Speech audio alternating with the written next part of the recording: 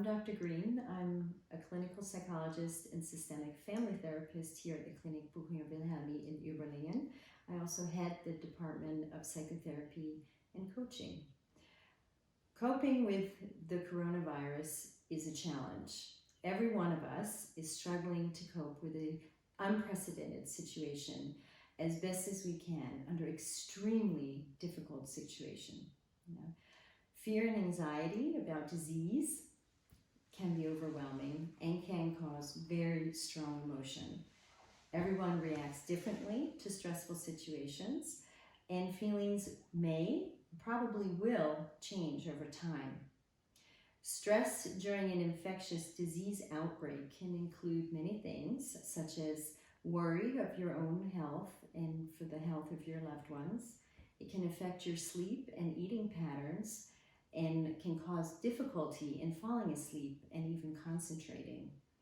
It can also worsen physical and mental health conditions that you currently have and increase dysfunctional coping, such as increasing the use of alcohol, tobacco, and other drugs. So getting you through this time is very important to us here at the clinic's Buchinger Wilhelmi. So I'd like to offer you some advice to help you manage your mental health during these particularly trying times. Now, stress takes a huge toll on our bodies. So the first step is to take care of your body and initiate a lot of self-care routines, such as eating healthily, sleeping regularly, and getting physical exercise. Relaxation is really, really important, particularly if you're feeling very stressed. You can relax either by just simply taking a deep breath and taking a time out, going for a walk in nature, or if you're quarantined, perhaps doing some relaxation techniques such as yoga and meditation. Another important point has to do with social contact. Now, we've been asked to isolate ourselves, and in fact, social isolation is a major risk factor for developing psychopathology. So in a sense, this puts us at risk to some degree. Therefore, it is particularly important, even if you're physically isolated, to stay connected with your family members, with your friends, with your work colleagues, and with other members of communities that you may be a part of. It's also very important to try and maintain a perspective and stay grounded. Remember, medical, scientific, public health experts around the world are trying to contain the disease and protect us.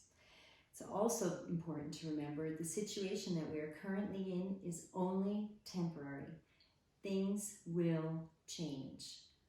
It's also important to find a healthy balance in relation to media coverage. While it's important to be informed, make sure your sources are credible sources. And if you're finding yourself responding in a very stressed and distressed way to the news, it may be important to temporarily limit your exposure to the news and the media. It's also important to remain practical and calm. If we start to panic, if we start to worry, this clouds our thinking. It makes it difficult for us to make well-balanced decisions. So the first step would be to take a deep breath and try and distance yourself emotionally in order to remain calm. And for this, yoga and meditation and just simply taking breaks and opening the window and looking at the sunshine can help keep you calm. The last point, and the most important point for me as a psychologist, is that you try not to suppress your feelings. It's important that we acknowledge the difficult feelings that we're having, and it can be a number of things that we're feeling. Some people go numb. Others are stuck in a phase of disbelief or anxiety and fear. Others respond in an angry way, they're irritable, and they're short-tempered. It's important that we A, acknowledge our feelings, and B, express them in some way, either by talking to a friend or a person that you can feel you can confide in. Perhaps your medium is through drawing pictures or writing in a journal. And if you're feeling very distressed, distraught, and alone, it might be very important to talk to a professional and seek counseling. By the same token, it is allowed and particularly important from the perspective of resilience to experience as much positive emotion as you can. That means I'm prescribing plenty of laughter, lots of play. Perhaps you'd like to sing and dance across the room and exchange love and affection as best you can under the circumstances that you have. I hope you found this video useful. If you have any questions or comments, please feel free to drop us a line below the video. And otherwise, stay happy and healthy.